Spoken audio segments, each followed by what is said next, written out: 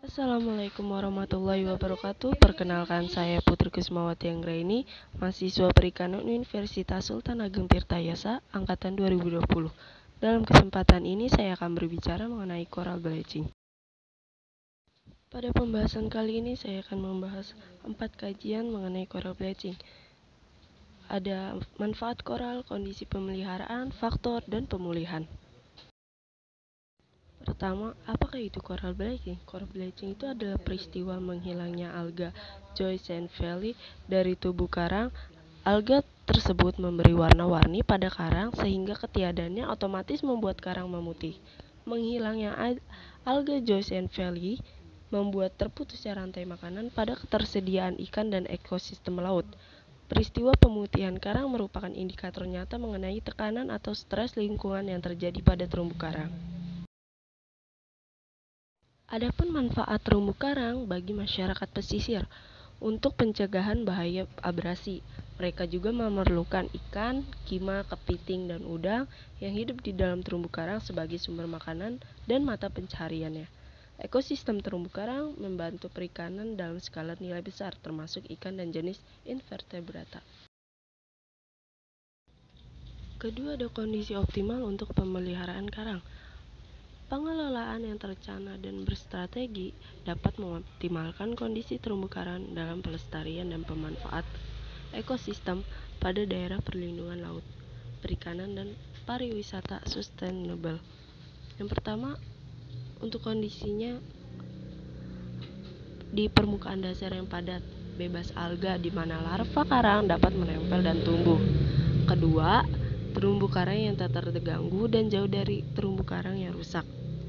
Yang ketiga, perlindungan dari penangkapan ikan yang berlebihan untuk mempertahankan populasi ikan yang sehat.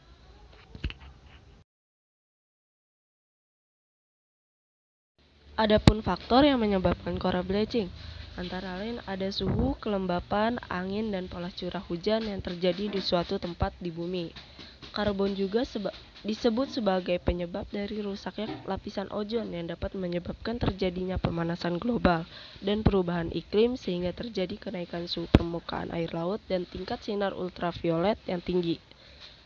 Dampak dari pemutihan karang ini mengancam kelangsungan terumbu karang seperti sedimentasi dan pencemaran perairan laut. Yang keempat, ada pemulihan karang. Proses regenerasi atau pemulihan dapat efektif bila lingkungan sekitarnya mendukung dan suhu permukaan laut kembali stabil. Cara untuk mengatasi kerusakan terumbu karang dengan membentuk kawasan konservasi perairan dan teknologi rehabilitas atau pemulihan seperti terumbu karang buatan dan transplantasi karang.